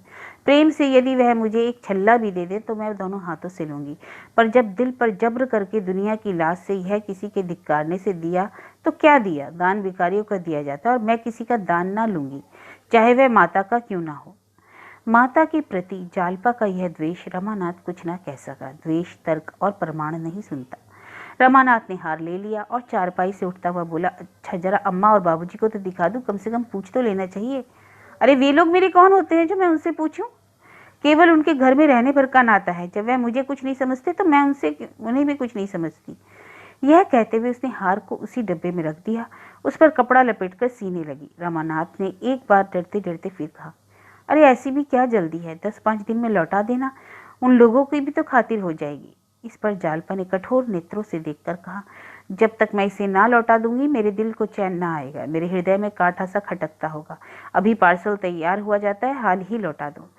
एक क्षण में पार्सल तैयार हो गया और रमानाथ उसे लिए हुए चिंतित भाव से चला गया। महाशय दयानाथ को जब रामानाथ के नौकर हो जाने का हाल मालूम हुआ तो बहुत खुश हुए। विवाह होते ही वह इतनी जल्दी चेतेगा इसकी उन्हें आशा न थी। बोले, जगह तो अच्छी है, ईमानदारी से काम करोगे तो किसी अच्छे पद पर पहुंच जाओगे। मेरा यही उपदेश है कि पराये पैसे को हराम समझना। रमानाथ के जी में आया कि साफ कह दे, अपना उपदेश आप अपने लिए ही रखिए, यह मेरे अनुकूल नहीं। मगर रमानाथ इतना बेहया ना था। दयानाथ ने फिर कहा, जगह तो 30 रुपए की है, तुम्हें 20 ही क्यों मिले? रमानाथ, नए आदमी को पूरा वेतन कैसे देते? शायद साल 6 महीने में बढ़ जाए, काम बहुत है। तुम जवान आदमी हो, काम से ना घबराना। रमानाथ ने दूसरे दिन नया सूट बनवाया और फैशन की कितनी ही चीजें खरीदी। ससुराल से मिले हुए कुछ रुपए बच रहे थे, कुछ मित्रों से उधार लिए। सब साहबी ठाट बनाकर सारे दफ्तर पर रौब जमाना चाहते थे। कोई उससे वेतन तो पूछेगा नहीं, महाजन लोग उसका ठाट बाट देखकर सहम जाएंगे। वह जानता था अच्छी आमदनी तभी हो सकती है जब अच्छा ठाट हो। सड़क के चौकीदार को 1 पैसा काफी समझा जाता है, लेकिन उसकी जगह सार्जेंट हो तो किसी की हिम्मत ही ना पड़ेगी। उसे 1 पैसा दिखाए फटे हल भिखारी के लिए चुटकी बहुत समझी जाती है। तीसरे दिन रमानाथ कोट पैंट पहनकर और हैट लगाकर निकला तो उसकी शान ही कुछ और हो गई। चपरासियों ने झुक झुक कर सलाम किया। रमेश बाबू से मिलकर जब वह अपने काम का चार्ज लेने आया तो देखा कि बरामदे में एक फटी हुई मैली दरी पर मियाँ साहब संदूक पर रजिस्टर फैलाए बैठे हैं और व्यापारी लोग उन्हें चारों तरफ से घेरे खड़े हैं। सामने गाड़ियों, ठेलों और इक्कों का बाजार लगा हुआ है। सभी अपने अपने काम की जल्दी मचा रहे हैं। कहीं लोगों में गाली गलौच हो रही है तो कहीं चपरासियों में हंसी दिल लगी। सारा काम बड़े ही अव्यवस्थित रूप से हो रहा है। उस फटी हुई मैली दरी पर बैठना रमानाथ को अपमानजनक जान पड़ा। वह सीधे रमेश बाबू से जाकर बोला, क्या मुझे भी इस मैली दरी पर बिठाना चाहते हैं? एक अच्छी सी मेज और कहीं कुर्सियां तो भिजवाइए। चपरासियों को हुक्म दीजिए कि एक आदमी से ज्यादा मेरे सामने ना आने पाए। रमेश बाबू ने मुस्कुराकर मेज और कुर्सियां भिजवा दी। रमानाथ शान से बैठा। बूढ़े मुंशी जी उनकी उच्च श्रृंखलाता पर दिल से हंसे। समझ गए अभी नया जोश है, नई सनक है। चार्ज दे दिया और चार्ज में था भी क्या, केवल आज की आमदनी का हिसाब समझा देना था। किस जींस पर किस हिसाब से चुंगी ली जाती है, इसकी छपी हुई तालिका मौजूद थी। रमानाथ आधे घंटे में ही अपना काम समझ गए। बूढ़े मुंशी जी ने यद्यपि खुद ही जगह छोड़ी थी, पर इस वक्त जाते हुए उन्हें दुख हो रहा था। इसी जगह वह 30 साल से बराबर बैठते चले आते थे। इसी जगह की बदौलत उन्होंने धन और यश दोनों ही कमाया था। उसे छोड़ते हुए दुख ना होता। चार्ज देकर जब वह विदा होने लगे तो रमानाथ उनके साथ जीने तक नीचे आए। खां साहब उसकी नम्रता से प्रसन्न हो गए। मुस्कुराकर बोले, हर बिल्टी पर एक आना बंधा हुआ है, खुली बात है, लोग शौक से देते हैं। आप अमीर आदमी हैं, मगर रस्म ना बिगाड़िएगा। एक बार रस्म टूटी तो बंधना मुश्किल हो जाता है। इस एक आने में आधा चपरासियों का कर जो बड़े बाबू पहले से थे वह 25 रुपये महीना लेते थे, मगर यह तो कुछ भी नहीं लेते। रमानाथ ने अरुचि प्रकट करते हुए कहा, गंदा काम है, मैं सफाई से करना चाहता हूँ। बूढ़े मियाँ ने हंसकर कहा, अभी गंदा मालूम होता है, मगर बाद में इसी में मजा आने लगेगा। खां साहब को विदा करके रमानाथ अपनी कुर्सी पर आ बैठा और एक चपरासी से बोला, इन सबसे कहो कि बरामदे के नीचे चले जाएं और एक एक करके नंबरवार आए। एक कागज पर सबके नाम और नंबरवार लिख लिया करो। एक बनिया जो 2 घंटे से खड़ा था खुश होकर बोला, हाँ सरकार, बहुत अच्छा होगा। अच्छा, जो पहले है उसका काम पहले होना चाहिए, बाकी लोग अपना नंबर आने तक बाहर रहें। यह नहीं कि सबके पीछे वाले सब एक साथ आकर शोर मचा दें, पहले वाले खड़े मुंह ताकते रह जाएं। कई व्यापारियों ने कहा, हाँ बाबूजी, यह इंतजाम हो जाए तो बहुत अच्छा होगा, भीड़ में बड़ी देर हो जाती है। इतना नियंत्रण रमानाथ का रौब जमाने के लिए काफी था। वणिक समाज में आज ही उसके रंग ढंग की आलोचना और प्रशंसा होने लगी। किसी बड़े कॉलेज के प्रोफेसर को इतनी ख्याति उम्र भर भी ना मिलती। 2-4 दिन के अनुभव से ही रमानाथ को सारे दावपेच मालूम हो गए। ऐसी ऐसी बातें सूझ गई जो खां साहब को ख्वाब भी ना सूझी थी। माल की तौल, गिनती और परख में इतनी धांधली थी जिसकी कोई हद ही नहीं। जब इस धांधली से व्यापारी लोग सैकड़ों की रकम डकार जाते हैं तो रमानाथ बिल्टी पर एक आना लेकर ही क्यों संतुष्ट हो जाए, जिसमें आधा जान चपरासियों का है। माल की तौल और परख में दृढ़ता से नियमों का पालन करके वह धन और कीर्ति दोनों ही कमा सकता था। वह अवसर वह क्यों छोड़ने लगा, विशेषकर जब बड़े बाबू उसके गहरे दोस्त थे। रमेश बाबू इस नए रंगरूट की कार्य पटुता पर मुग्ध हो गए। उसकी पीठ ठोकर बोले, कायदे के अंदर रहो तो जो चाहे करो, तुम पर आंच ना आने पाएगी। रमानाथ की आमदनी तेजी से बढ़ने लगी। आमदनी के साथ प्रभाव भी पड़ा। सूखी कलम घिसने वाले दफ्तर के बाबू को जब सिगरेट, पान, चाय का जलपान की इच्छा होती, रमानाथ के पास चले आते। बहती गंगा में सभी हाथ धो सकते थे। सारे दफ्तर में रमानाथ की सराहना होने लगी। पैसे को तो वह ठीकरा समझता है, क्या दिल है वह, और जैसा दिल वैसी ही जबान। मालूम होता है नस नस में शराफत है। बाबुओं का जब यह हाल था तो चपरासियों और मोहरीरों का तो पूछना ही क्या। सब के सब रमानाथ के बातों के गुलाम थे। उन गरीबों की आमदनी ही नहीं, प्रतिष्ठा भी खूब बढ़ गई थी। जहां गाड़ीबान तक फटकार दिया करते थे, वहां अब अच्छे अच्छे की गर्दन पकड़कर नीचे ढकेल देते। रमानाथ की तूती बोलने लगी। मगर जालपा की अभिलाषाएं अभी एक भी पूरी न हुई। नागपंचमी के दिन मोहल्ले की कई युवतियां जालपा के साथ कजली खेलने आई, मगर जालपा अपने कमरे से बाहर ना निकली। भादों में जन्माष्टमी का उत्सव आया। पड़ोस ही में सेठ जी रहते, उनके यहाँ बड़ी धूमधाम से उत्सव मनाया जाता था। वहां से सास और बहू का बुलावा आया। रामेश्वरी गई, जालपा ने इनकार कर दिया। इन 3 महीनों में उसने रमानाथ से एक बार भी आभूषण की चर्चा न की, पर उसका यह एकांत प्रेम उसके आचरण से उत्तेजक था। इससे ज्यादा उत्तेजक वह पुराना सूची पत्र था जो एक दिन रमानाथ कहीं से उठा लाया था। इसमें भांति भांति के सुंदर आभूषणों के नमूने बने हुए थे, उनके मूल्य भी लिखे हुए थे। जालपा एकांत में इस सूची पत्र को बड़े ध्यान से देखा करती और रमानाथ को देखते ही वह सूची पत्र छिपा लेती। इस हार्दिक कामना को प्रकट करके वह अपनी हसीना उड़वाना चाहती थी। रमानाथ आधी रात के बाद लौटा तो देखा जालपा चरपाई पर पड़ी हुई है। हंसकर बोला, बड़ा अच्छा गाना हो रहा है, तुम नहीं गई, बड़ी गलती की। जालपा ने मुंह फेर लिया, कोई उत्तर ना दिया। तुम्हारा अकेले पड़े पड़े जीना घबराता है? जालपा ने तीव्र स्वर में कहा, तुम कहते हो तो मैंने गलती की, मैं समझती हूँ मैंने अच्छा किया। वहां किसके मुंह में कालिख लगती?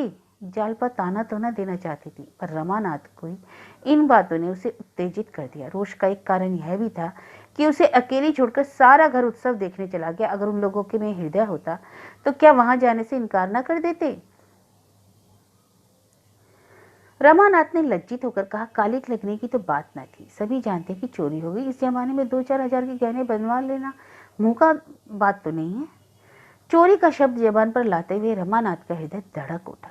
जालपा पति की ओर तीव्र दृष्टि से देखकर रह गई और कुछ बोलने से बात बढ़ जाने का भय था, पर रमानाथ को उसकी दृष्टि में ऐसा भासित हुआ कि मानो उसे चोरी का रहस्य मालूम हुआ। वह केवल संकोच के कारण उसे खोलकर नहीं कह रही है।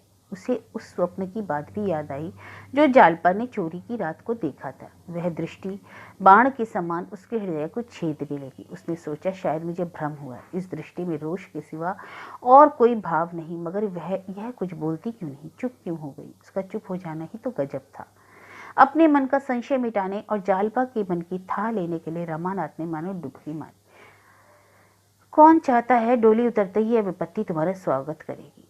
अरे मैं गहनों के लिए नहीं रोती हूँ, भाग्य में जो लिखा था वह हुआ, आगे भी वही होगा जो लिखा है।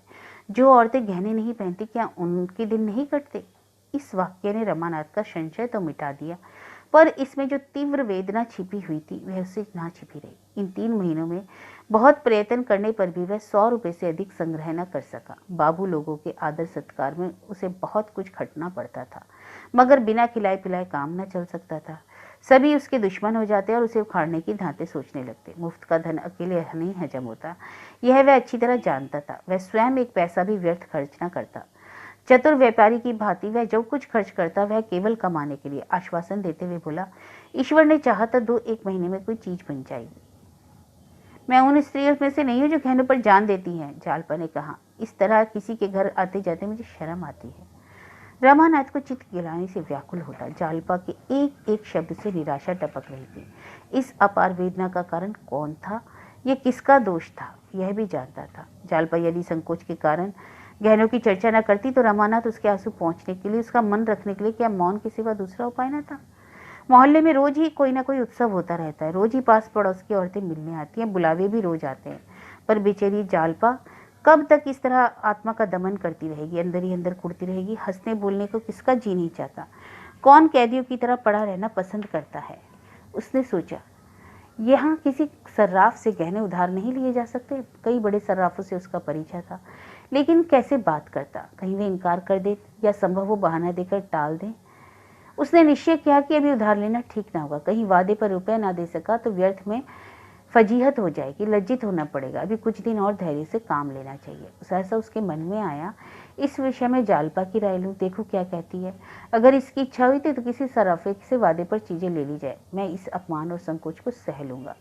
जालपा को संतुष्ट करने के लिए उसके गहनों की कितनी से फिक्र है। बोला, अच्छा मैं तुमसे एक सलाह करना चाहता हूँ, पूछूं? जालपा को नींद आ रही थी, आंखें बंद किए हुए बोली, अब सोने दो ना, सवेरे उठना है। नहीं, अगर तुम्हारी राय हो तो किसी सर्राफ से वादे पर गहने बनवा लाऊं, इसमें कोई हर्ज ना होगा। जालपा की आंखें खुल गई। कितना कठोर प्रश्न था। किसी मेहमान से पूछना, कहिए आपके लिए भोजन लाऊं, कितनी बड़ी अशिष्टता है। इसका तो यही आशय है कि हम मेहमान को खिलाना नहीं चाहते। रमानाथ को चाहिए था कि चीजें लाकर जालपा के सामने रख देता और उसके बार बार पूछने पर यही कहता कि दाम देकर आया हूं, तब वह अलबत्ता खुश हो जाती। इस विषय में उसकी सलाह लेना घाव पर नमक छिड़कना था। रमानाथ की और अविश्वास की ओर देखकर बोली, मैं गहनों के लिए इतनी उत्सुक नहीं हूँ। नहीं, यह बात नहीं है, इसमें क्या हर्ज है कि मैं किसी सर्राफ से चीजें ले लूं और धीरे धीरे उसके रुपए चुका दूं। नहीं नहीं, मेरे लिए कर्ज लेने की जरूरत नहीं। मैं वैश्य नहीं हूँ कि तुम्हें नौच खसोट कर अपना रास्ता लूं। मुझे तुम्हारे साथ जीना और मरना है। अगर मुझे सारी उम्र बेगहनों के रहना पड़े तो मैं तब पर भी तुमको कर्ज ना लेने दूंगी।